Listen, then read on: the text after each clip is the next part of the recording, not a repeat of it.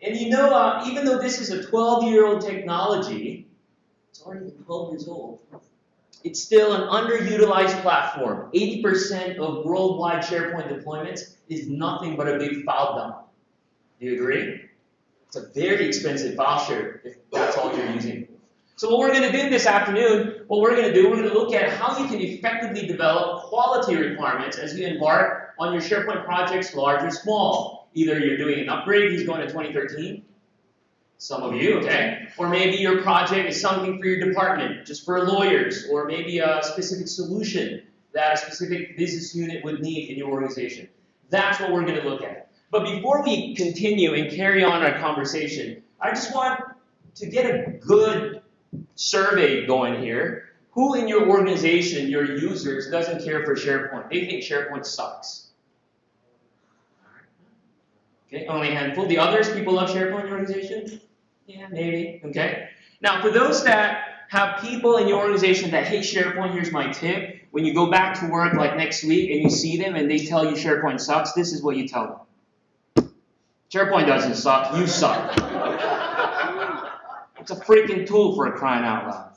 You're a tool, Dux. No. Did he just say that? Just a quick background of myself. I've been working with this technology since 2000 and been very privileged to be involved not only from a technical level. My passion today with my organization, Innovative is helping organizations like yours maximize the business value of SharePoint. I wrote one of the first business-focused book around SharePoint called SharePoint for Project Management. So for being here today, if you fill out those feedback form, just leave it at the back. I'll give everyone a copy of this book. Will that work? All right. I'll send you a code that you can download, and you can go to, I think, Amazon or Microsoft Press and get a free ebook copy of SharePoint for Project Management.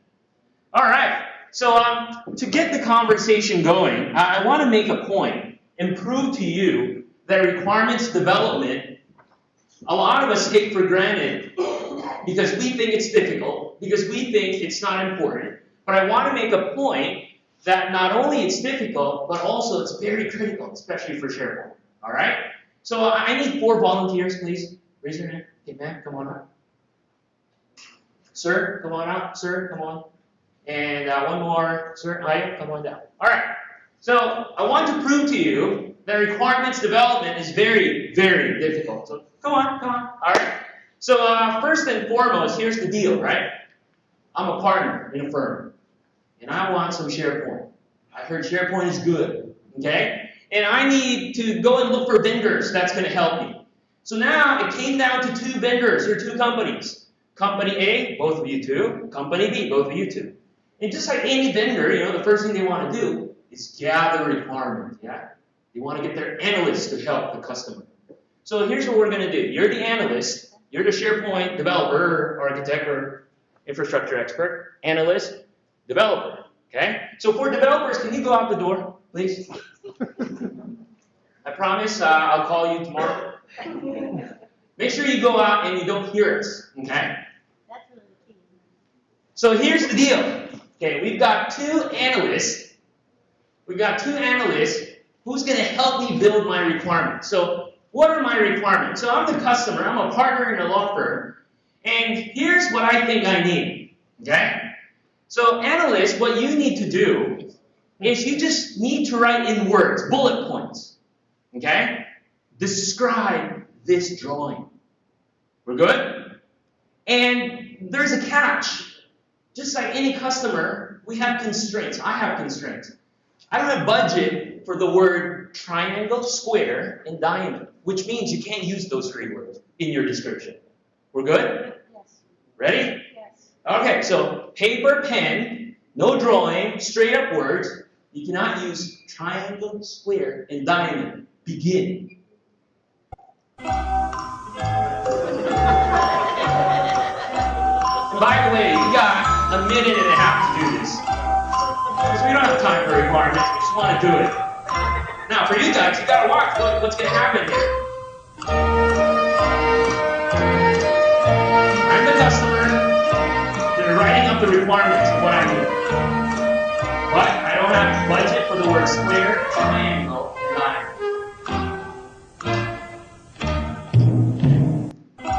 Okay, you got about 50 more seconds.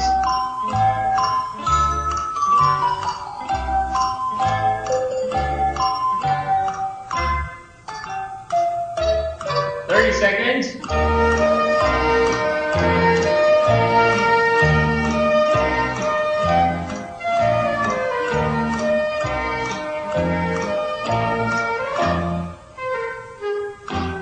All right. We're done. Okay, let's give them a big round of applause. Okay, so here's what we're going to do. Trish. Oh, Trish. Can you call the two gentlemen? Tell them to come back in. Yeah, that's. You can't draw. Yeah, so I have to. No, you just. I think I can do it. Okay. So you just tear this off. Yeah. Okay, tear that off. Okay, developers, come here. Don't show it. Yeah. Okay. So who was your partner again? Your partner was him. Your partner was her. All right. So Carol, you can take a seat. Are you done? Okay. So here's the deal. Thank you, sir. Let's give him a round of applause again. All right. So here's the deal. So developers, your analysts gathered requirements from me, the partner. I wanted something in SharePoint, all right? So your job now is to make it happen, yes? That's what developers do. So just like classic developers, here's the requirements. Here's the requirements. And what I want you to do based on those descriptions, draw it. Each of you has 2 separate easel pads. Is it do? Yes, do. That's your easel pad, Michael. That's your easel pad. And you have a minute to put together my SharePoint solution. Of course, I can't read the writing. Now that's a problem. I mean, 4 what? 4 spikes. Oh, okay. 4 spikes. Based on those descriptions, draw it. Yeah. Now we all laugh, but this is happening right now in your world, right? Requirements. We don't need that. Start building sites, deploying workflows, package solutions, run that PowerShell script.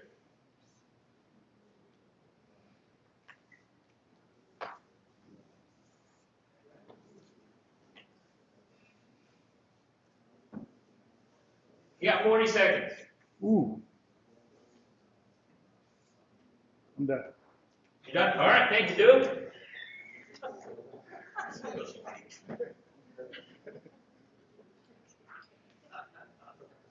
All right.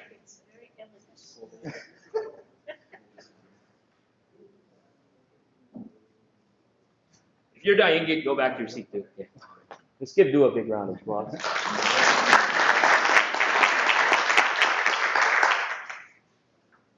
Ten seconds.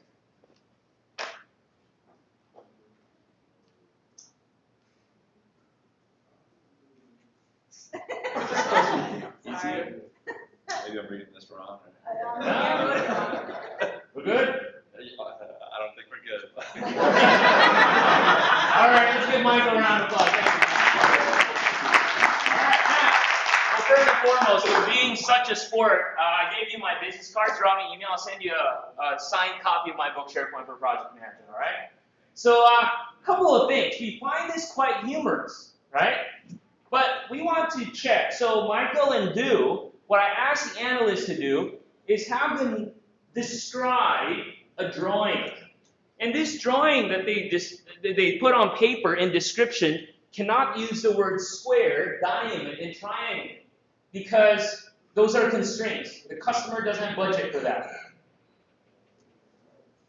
Is it close?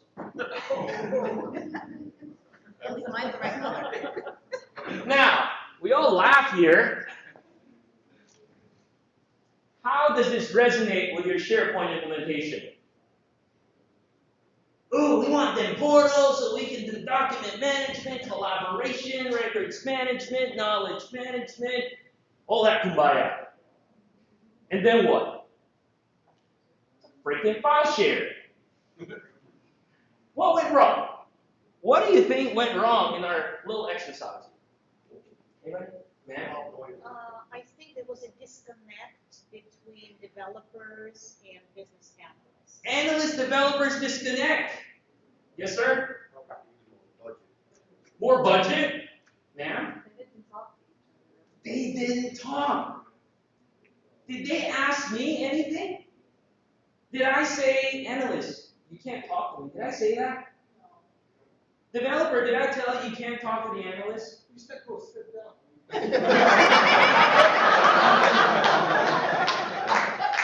Right? Did I say you can't ask the audience? So simple, yet so flawed. That's why we cannot take requirements lightly. We want to be successful. We want to make it work. The first rule of the SharePoint Club is don't talk about the SharePoint Club. You talk about the business needs, right? When we talk about requirements, we got to go down to the basics and understand what are requirements. Requirements are something that's wanted or needed. It's not just about, I don't like how SharePoint looks, make it pretty. You don't get that, right? Requirements are formally documented, and the word formally implies budgeted to some extent, somebody owning it, and being intentional about it. Requirements mean that we need to solve a problem. I shake my head in the last 10, 12 years working with this technology. I walk into organization, Ducks, what do you think of 2013? We're going to roll out, the social stuff, wiki, surveys. Whoa. Why? Being an immigrant, that makes me insecure if nobody responds. I feel like my English is not good enough. So I ask another question. ¿Por qué? Why? I don't know. Isn't wikis the cool new thing? News feeds, enterprise social? What problems are you trying to solve? What does a wiki do to Miss Sally in accounting who's processing invoices every month for all those matters that you guys have? What? Requirements are bounded by conditions and constraints. Another problem today in organizations, they look at SharePoint as this magic silver bullet. It solved everything, including world hunger. Hey, can we use SharePoint? What about use SharePoint? What's your mom's name? SharePoint. No. SharePoint can't do everything. We got to step back and think about fundamental definition requirements, but more importantly, how it applies to SharePoint. And talking about SharePoint, why is it so special? I mean, Ducks, we're IT. We do what we do, right? The flaw with a lot of organizations, they look at SharePoint just like how they treat any other software development project or infrastructure-related project. For example, hey, we need to do an upgrade. All right, let's go to Microsoft. Okay, we need a medium server farm, 3 web front ends, check, infrastructure, check. Okay, then we'll blast everyone. Hey, upgrade's done, go have fun. Not going to work. And there's no such thing as a 5-year SharePoint project. If you're in a 5-year SharePoint project, that's a big problem. SharePoint is a big paradigm shift because it's a business platform, and no matter how much I say this, I guarantee you a lot of you in this room, no disrespect, still don't get it. When we talk about a business platform, it's not just about an intranet or a portal. It's not just about using it to manage your projects or matters. But more importantly, when we talk about a business platform, we also look at the other side. And what's the other side? Things like Windows, Office, mobile devices, non-Microsoft devices. Okay, I kind of get it, Ducks, abstractly, but can you show me something to nail this down when we talk about a business platform? All right, let me show you this video.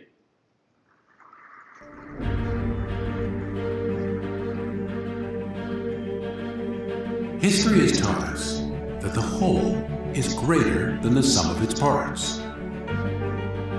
That working together, we are able to accomplish more than we could ever accomplish on our own. That when great minds come together, anything is possible.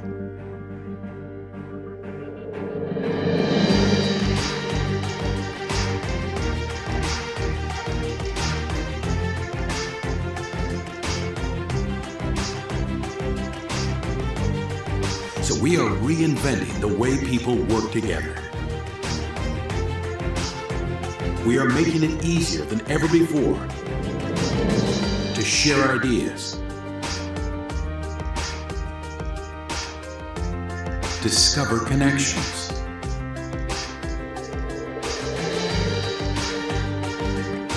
ask questions, find answers.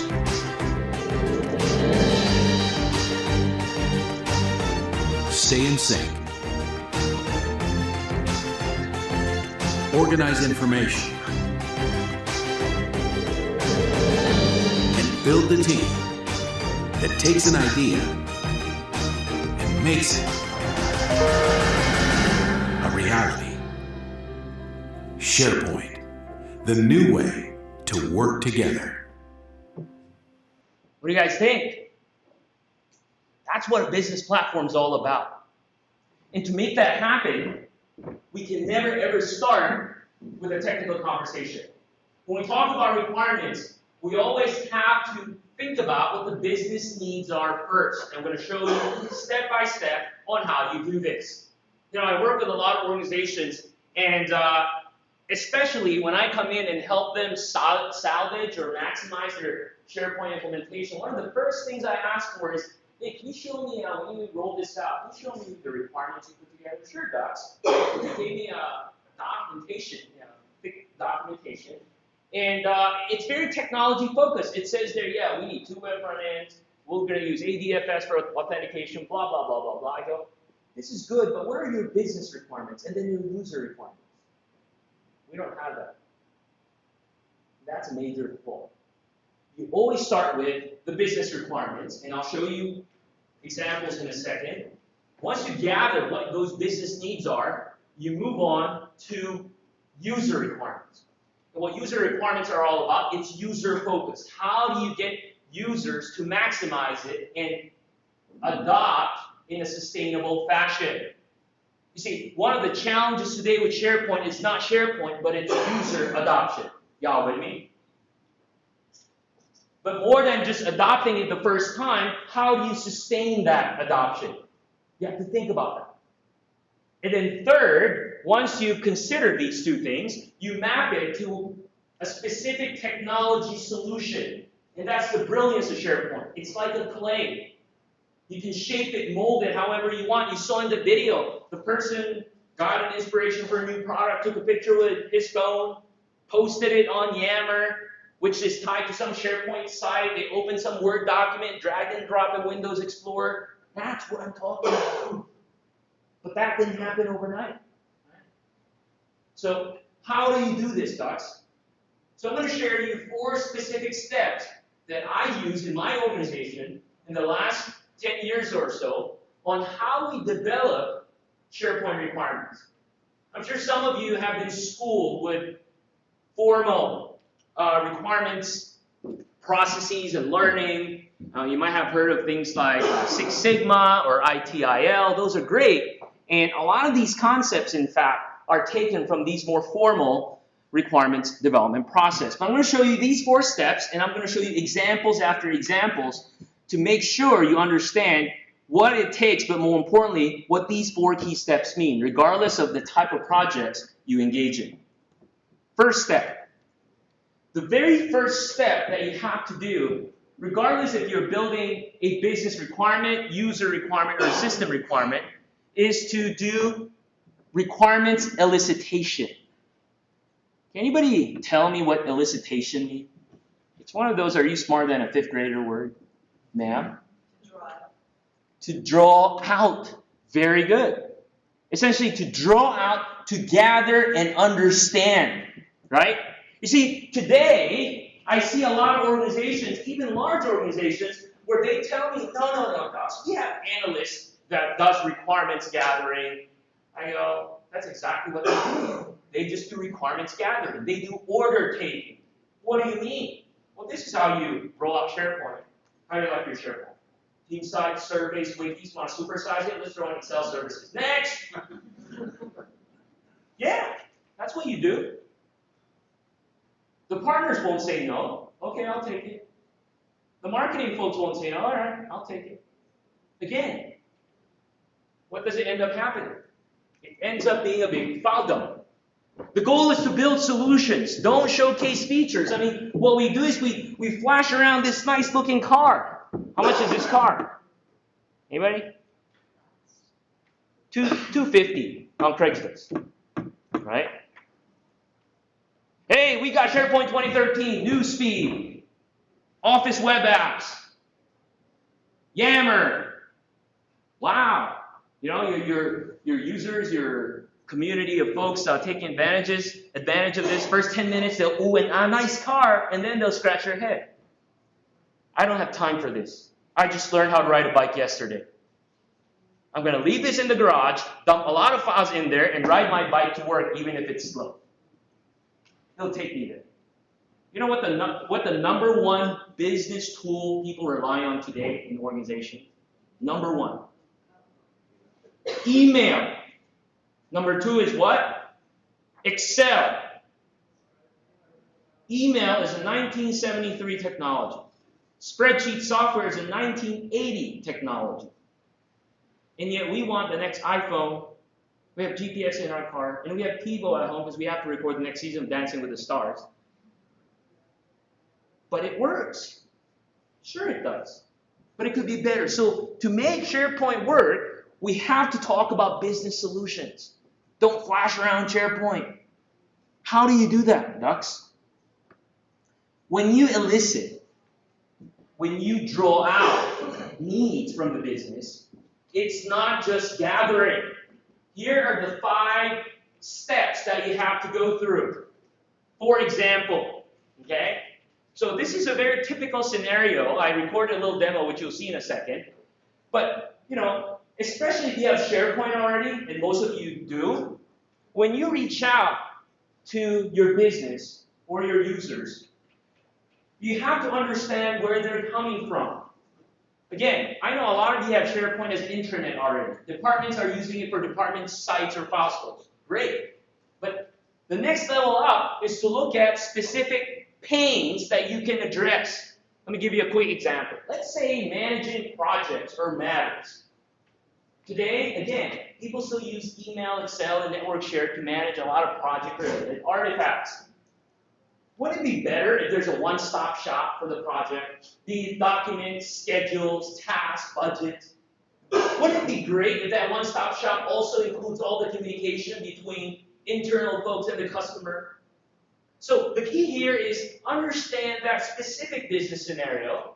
First of all, what do I need to know? Well, I know they're paying. I know email's not cutting it anymore because it's not going to be compliant with this standard, blah, blah, blah. So there's some background. Number 2, where do I get this information? If you're not a subject matter expertise, especially if you're working with IT, go to the people who are in pain. Hey, what does this look like? How long is this initiative? Draw them out. Get the information. Put together what you know. Do your research. And do you have enough information? You do it again. But ducks, how do you draw out? You know, a lot of times users don't even know what they need. You have users like that? It's always their fault, right? We're always right. One of the greatest techniques that I use when I elicit information is I just put together a use case. For example, the use case I talked about earlier, managing projects. How can we make that better? Watch this video. So I put together this little video, and when I talk to people about their pain points, I would say, what if you could do it this way? Check it out.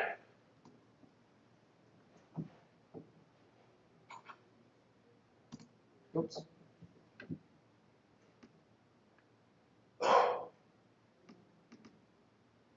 One second here. Play this video. There you go. And I thought Macs were perfect. All right, this should do it. Good.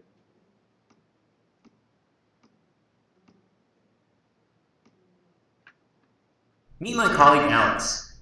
He and I are working on putting together a presentation for our boss. Thanks to SharePoint 2013, we're able to easily centralize and manage all related artifacts and communications for this project. On a typical day, Alex would start working from home using his Mac. He would check his email from a browser and start work from there. Looks like Alex is reviewing the tasks of the project, and he has some questions for me about the project. Just by using the browser, he's able to instant message me using technologies like Link. One of the key benefits of SharePoint 2013 is a deep integration with existing tools that we already use, like Microsoft Office, smartphones, and even web-based technologies. So even if I'm out and about, I'm still not at the office yet, I can easily respond to Alex on my phone and update my tasks. The beauty with SharePoint 2013 is that I can continue working with Alex once I get to the office. You just assign me a task on the project site, and look at what happens. It automatically shows up on my task list in Microsoft Outlook. Isn't that cool, or what? Additionally, within Outlook, I can email the entire team directly using this neat feature called Site Mailbox.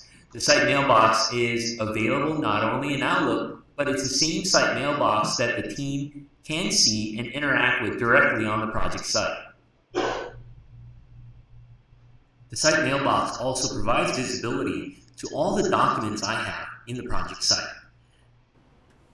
So what do you think? Are you excited? I am. This is the new way to work together with SharePoint 2013.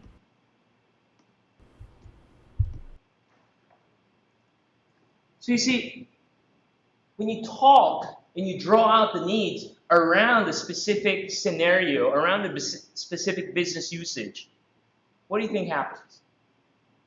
They can relate to it, right? You don't just walk around and say, hey, okay, here's a site, here's a list, here's a library. That's exactly what I've used, but turning it around in a context that will solve their problem. Now, let me take this further. Okay, docs, I hear you. When you elicit requirements, you got to focus on the business needs first, okay? And you got to focus on a specific use case or a specific pain, and then, just talk about SharePoint from a perspective of it can help you solve the need. And also, my friends, if you talk about SharePoint, here's a tip. Don't limit it to SharePoint. One of the great victories that I've had is by introducing SharePoint via email and Excel. Y'all with me? I've given up on telling people, go to the browser, put the file name, grab the freaking link, don't send the attachment, and send that link. I'm done with that. You like your Outlook? Go for it. You like your Mac? Bless your heart. Right? Now, let's take this conversation further. So going back to that example, let's define another business need. So in that scenario, this actually happened to one of our customers. We helped them with their SharePoint implementation to better take advantage of it. And at any given point in time, they have 100 projects that they work on.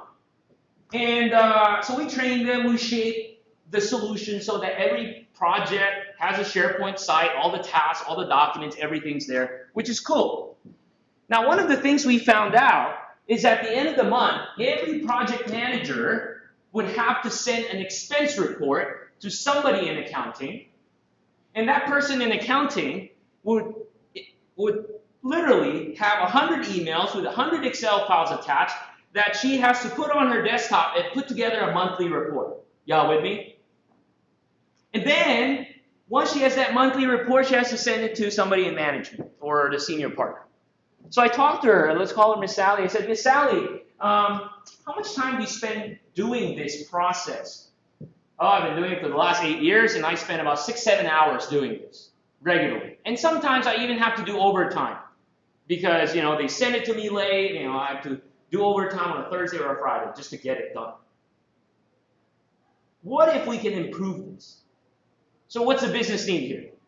Okay, So a business need, how often does someone in finance have to deal with collecting a bunch of project expenses sent via email with attached Excel files regularly and consolidate to a single management report? How much time is spent doing this? Very simple. Now, keep in mind the examples I'm going to use here are very simplistic, but you could expand it in a bigger and wider scope. So, what did we do? Or what did I suggest? So here's what I did. So that's a business need.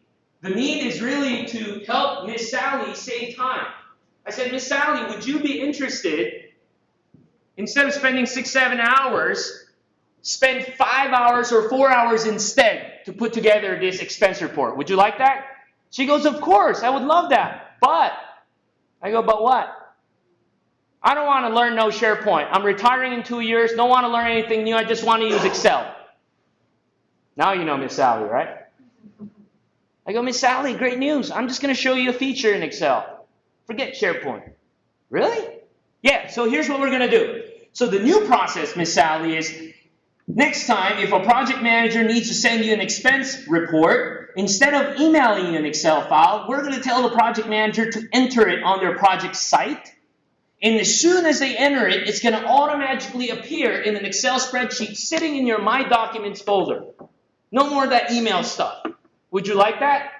She goes, of course, show me. I go, okay, here's what we're going to do. I'll fire up Excel. So I pre-populated with some expenses. So this is for the ILTA Las Vegas presentation. I just typed it in. Item, we bought projector for $500, computer for $1,000. And then, friends, what I'm going to do, and by the way, everything I'm doing here is out of the box. I didn't install anything. It's just Excel. I'm going to convert this thing to what's called an Excel table. And as soon as I convert it to an Excel table, look at what popped up in Excel. Publish and sync to SharePoint. So the idea now is I'm going to take this information in Excel and push it out to that SharePoint project site. So instead of typing the address, I'm just going to copy and paste it in the interest of time and to minimize any typo here. All right, so I don't need all the files. I just need the site address. So this is for the ILTA Las Vegas project expenses. Okay, and friends, I'm doing it in Excel. So now when I hit publish, check out what happens. Excel will connect to that project site, authenticate me, so just to make sure I can do what I'm trying to do here, take this information and now make it available on that project site and keep it in sync. Y'all follow me? And once it's done, let's check out what happens. So when we look at it, so let me pull up that that expenses list. So this is what's called a custom list. Now, I've got the expense information in the project site. So what's the new process? The new process is project managers. I'm the kind of project manager who likes a Mac. And that's the beauty with 2013. It's truly cross-platform, cross-browser compatible. I'm the project manager who likes my Mac, my iPad, what have you. So anytime I have a new expense, I'm just going to go in here and put in my expenses. I bought a car for the project. Now, in case you don't notice what I'm doing here, yes, that's the datasheet view in Firefox on my Mac. Did you get that? Huge. Love it. So now, as soon as I put this here, and knowing there's a lot of built-in features where we can say, okay, anytime there's a new expense, go ahead and make sure you alert Miss Sally in accounting. She get an email alert, hey, there's a new expense. Y'all follow me? All out of the box. And then as Miss Sally gets that expense, all she has to do is open up her Excel file on her desktop, and then all she has to do is hit this button called sync. Voila. That same piece of information on the project site is now on her Excel spreadsheet on her desktop. But wait, there's more. She was looking at invoices and receipts. She goes, oh, you guys didn't buy a car. You bought a car. You bought carpet. It's $800. So now she's manipulating the data in Excel, and as soon as she manipulates it, updates it, she can push that information back. And once it's pushed back, we hit refresh, friends. The project manager gets alerted. Voila, car is now carpet. Do you guys like this? Who likes this? Okay. Who doesn't know about this feature? Raise your hand. It's okay, I won't tell anyone. Now, some of you may be thinking, well, Dux, Good for you, but we don't have 2013. That looks like Excel 2013 and SharePoint 2013. How can we do that? Newsflash, that's not even new. This feature has been there since Excel 2003 and SharePoint 2003.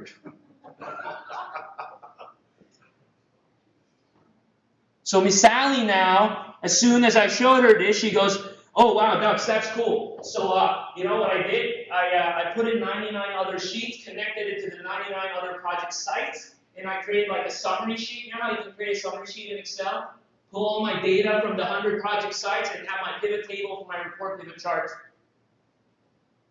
On the second month after you showed it to me, I measured how much time I spent.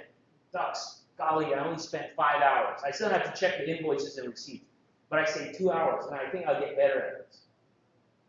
2 hours. Miss Sally's happy, but number two, she didn't even have to do overtime. Y'all with me? So when I talk to you about SharePoint as a business platform, while we get excited on building and working on big things, don't get me wrong, you can get a lot of mileage by helping and working on solutions like this. Not just on the browser, look at Office as well. So when we talk about eliciting requirements, here's what it looks like, right? So let's formalize this. So what are the business requirements for this scenario?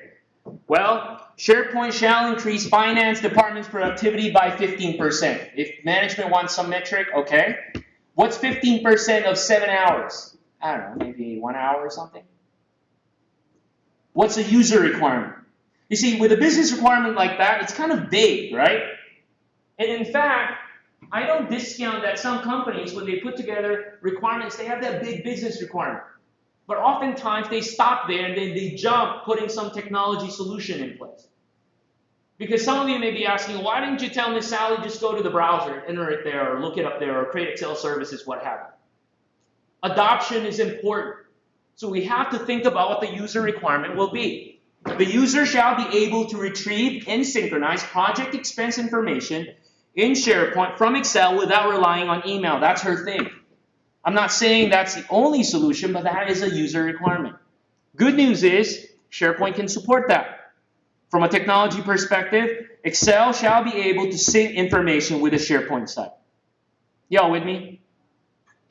And why is it important to draw it out this way? Because now, when I ask you, okay, why do we have this functionality where Excel is syncing with SharePoint? Why? Okay. Because that's what's going to make Miss Sally take advantage of it, which will help her save 2 hours every month or more. Y'all with me? Why does she need to save 2 hours? Because we need to increase productivity. Y'all follow me? Does this help? IO? So the direction you took this from was you already knew what SharePoint would do. What happens when you don't know what? Very good question. IO is asking, well, Dux, there's an assumption here that you know what SharePoint can do and cannot do with all the other pieces of technologies, correct? Absolutely, you have to. And that is one of the flaws and problems of a lot of organizations today. No disrespect, but you don't need a SharePoint developer or a SharePoint administrator to do that analysis because they can't. What you need is a SharePoint business analyst who knows SharePoint out of the box, inside out, what it could do inside out, but more importantly, work with the business to put together a solution. That's the assumption. If you don't have that resource, either build that resource or look for that resource. Because, like you said, if you don't know what it could do, you'll just use whatever you know. Oh, SharePoint is a website, so let's make it pretty. Let's make people put files there. The second step. Once you've elicited requirements, you want to analyze because you want to make sense of it. What's going to happen is when you elicit requirements, you get more information than you need. And all the information that you elicited is too much to do. So you need to make sense of it. You need to distinguish stated versus true requirements. Y'all follow me? And we're not saying that the requirements you've elicited are fake. People just tell you what they think they need. And it's your job to analyze and separate what's stated and what's true. How do you do that? Number one, you profile your users. Again, when you think about your user base, right? People are saying, well, SharePoint adoption is hard because there's a big generational gap. Because all this social stuff, all this newsfeed, a lot of the more seasoned folks, they don't care for it. Which may be true. And also, it's a tall order for people from email and Excel to take advantage of all this stuff. So when you profile your users, think about what's the lowest barrier to entry. And the lowest barrier to entry almost always is Excel and email. Okay? Now that you have that, number two is you need to model the stated requirements. What do you mean by modeling, ducks? Okay, let me show you an example here.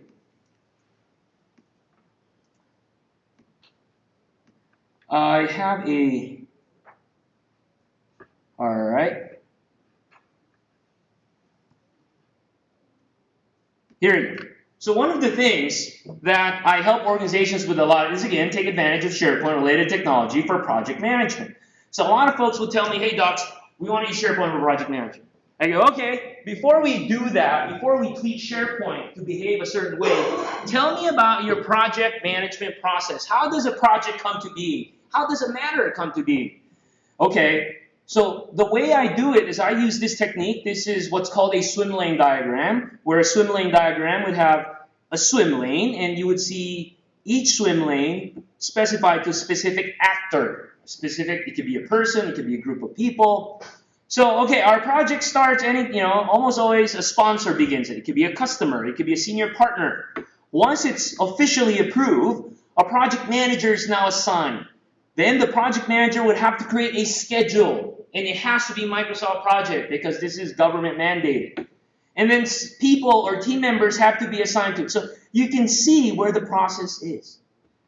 Boy, this may sound so simple, but in a lot of cases, as I do this with key individuals, either they don't have a process or they have disparate processes. This is important. The other reason why modeling is important, other than getting people on the same page, second is once you model it, you can easily specify the solution once it's done. So you can shape SharePoint to behave this way.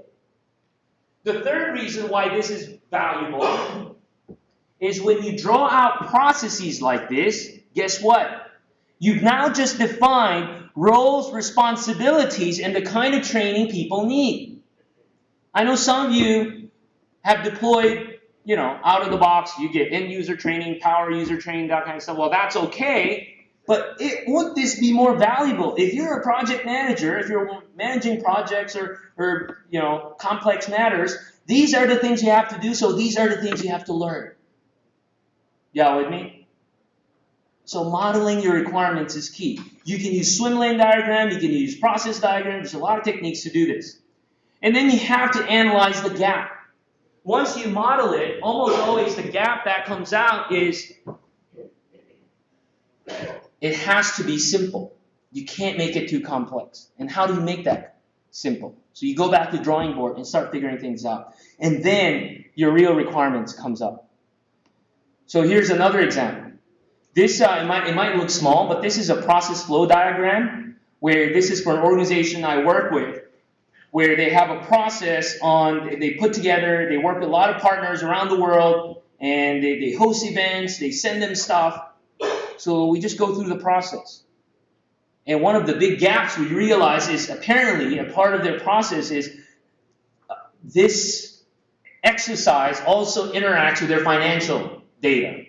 Earlier, prior to the session, I was asking Carol what financial data most organizations use, things like Elicit, etc. But the gap came out because we drew out this process. So we now have to figure out how we connect this financial system to the solution. First step, you elicit requirements, you draw out, you gather and understand. Second step, you analyze because you want to distinguish what's stated and what's true. Third step, you validate your requirements. I gotta fess up. My name's not really Dux.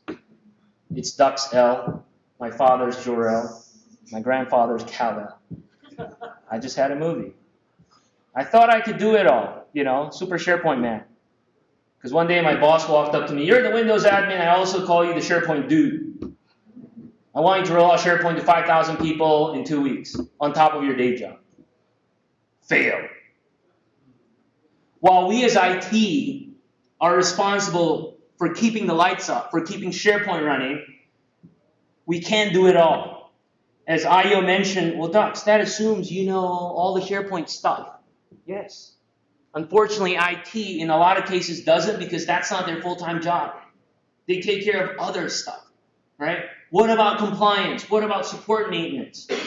So you have to validate the reality of how much can we do and not do. Even if you've assessed the requirements or analyzed the requirements and gathered the real requirements, there's a reality of how much can you do and not do. You always have constraints. So then, how do you prioritize, Dux? How do you go back and say, I know these are all your needs, but we can't do it right now because, and here's why. So let me show you an example. So here's an example of an 8,000 people organization I've worked with. And this is the process of prioritizing business needs, okay? So in this spreadsheet, on column A, you see different departments. You've got operations, HR, finance, you see all these different groups. And then, as I spend time with them, not a lot of time, 1 hour each, I started talking to them about, what's your pain point? What do you mean, Dux? You know, what are some of the things that are so redundant? And the way I talk to them is kind of like the Miss Sally example. Oh, you know, Dux, we got this thing, the SOP creation, it's so manual. We go to the network share, we grab this Word document, we email it around, and it just takes too much. As they're describing that need and process, column C, I map it to a specific SharePoint out-of-the-box capability that can address it. Again, this goes back to Ayo's point. You got to know your SharePoint. All the document management capability can do it, workflow and auditing, blah, blah, blah. Rule of thumb, out-of-the-box first in SharePoint. If you cannot do it out of the box, third party. You know, there's a lot of great partners here that can help you with that. Custom development or custom coding, that is the last resort. So if you're working with a so-called SharePoint expert, in the first 3 minutes, first thing out of their mouth says, oh, we could build a Visual Studio package and deploy it. Poser alert. The second thing is, after I go through these business needs with them, towards the end, I would ask, okay, HR, you gave me all these pain points that you have. If there's one pain that we can solve right now, what would that be? Docs, you know, this onboarding thing, if we can automate it better, that can help new employees not hang out the hallway, because you know, in a year, typically we have 10 new hires hanging out the hallway. IT dropped the ball on creating logins. Desk wasn't provisioned. Does that happen to your company? New people hanging out the hallway? Never. But if we can reduce that, because certain things are automated, that'd be huge. So I make them tell me what's more important to them, because I don't really know their business better than they do. Y'all follow me? And I put some notes here. And then as they do this, now I measure it. I analyze the scope of what we're going to do. So this example, by the way, friends, is an actual upgrade. This was back in 2007 to 2010. We were mapping out requirements and drawing a roadmap for the upgrade.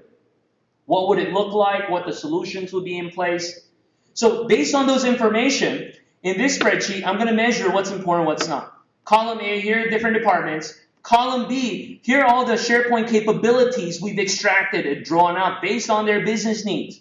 So now when I ask, why do you need a workflow? Well, it's going to help with onboarding. It's going to help with that. It's going to help with this. And as we list all these features, column C, we measure the business priorities of these features. Your lists and libraries will always be high priority, 5. What's the size and effort to build all these lists and library for HR, for example? 2. What's a 2? This is just my standard, meaning for this organization, for the skill sets that my team has, a 2 means 3-person week. So in your case, in your world, that might be different. So 3-person weeks. What's the business impact? It's high impact, 3. How reusable is this solution? Can we templatize it so we can use it again? Yeah, it's a 3. not only is it reusable by HR, other departments can use it, or other teams can use it.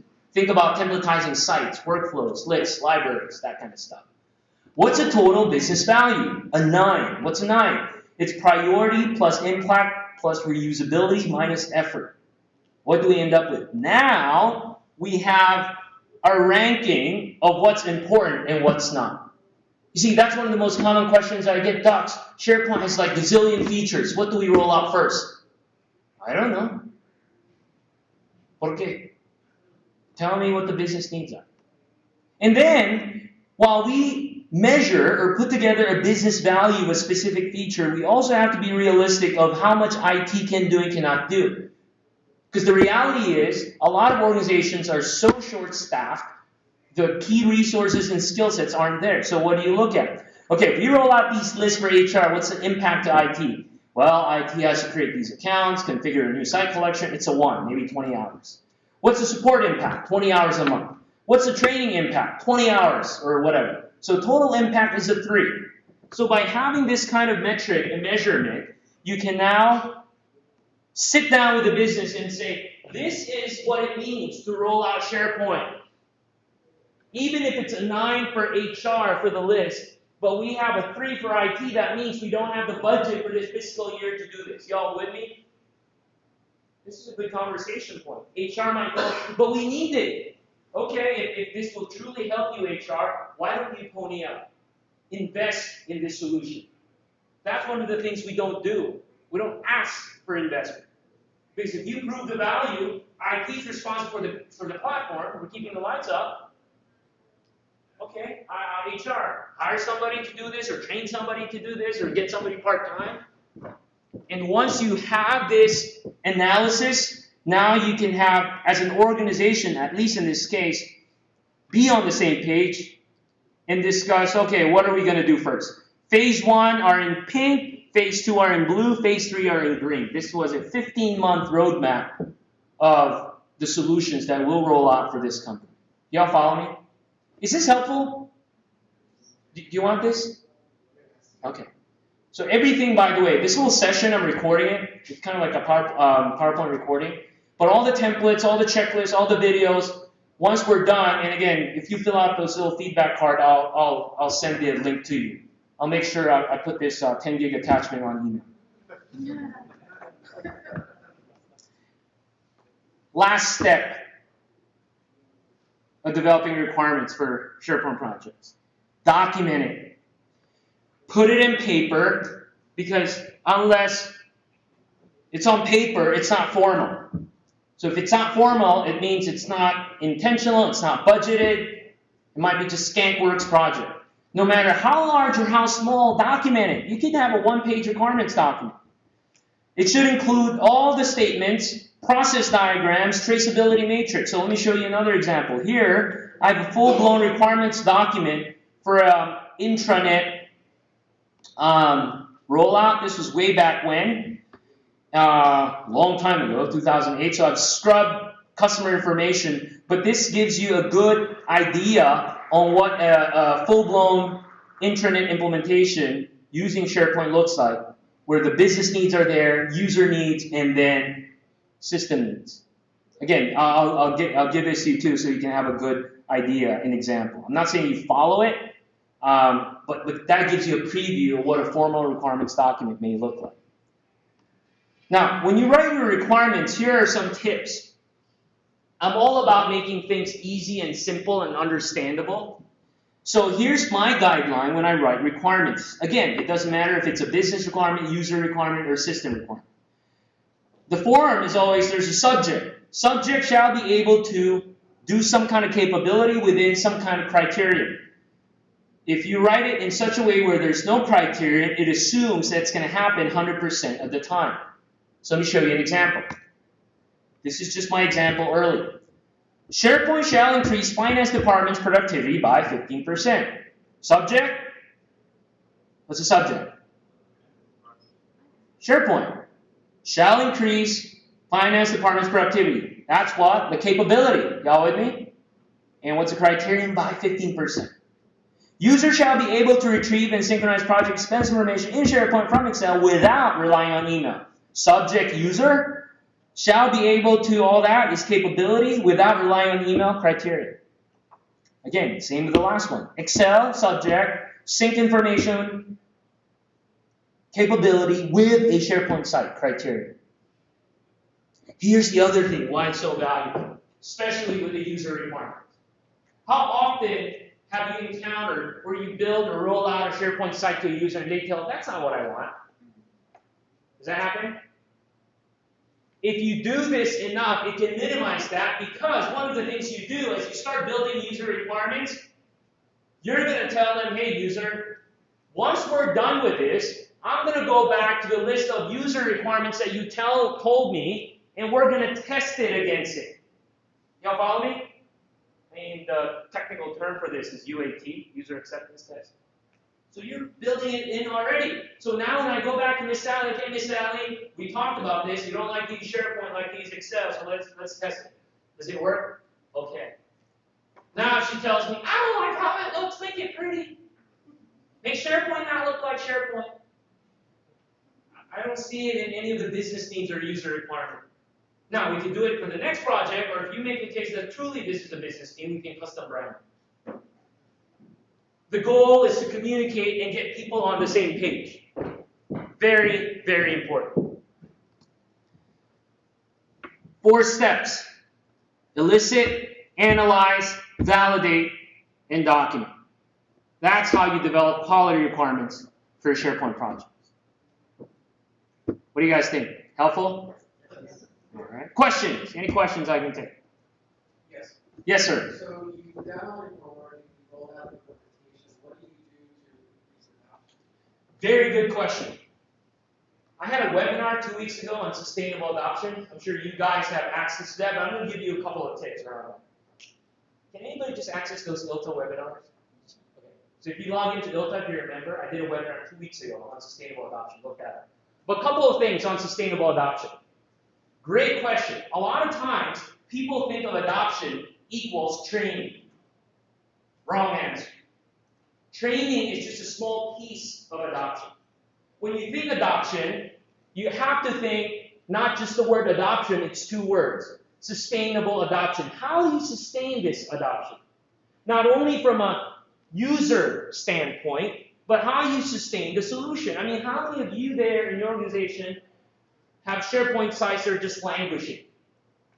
Because the matter is done or the project is done, people move on, it just sits there. What's the sustainability model? Y'all with me?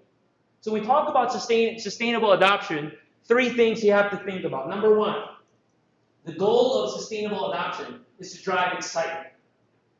Okay? Excitement? That's like an oxymoron. Legal excitement, excitement and legal, those 2 words don't go together. You got to drive excitement. I tell you, every time I show that Excel example, people get stoked and excited. Number 2, the goal of sustainable adoption is to facilitate change. Miss Sally got excited with Excel. It improved her process of putting together those expenses. She saved 2 hours the first 2 months. It facilitated change. The 3rd piece is you have to maintain engagement.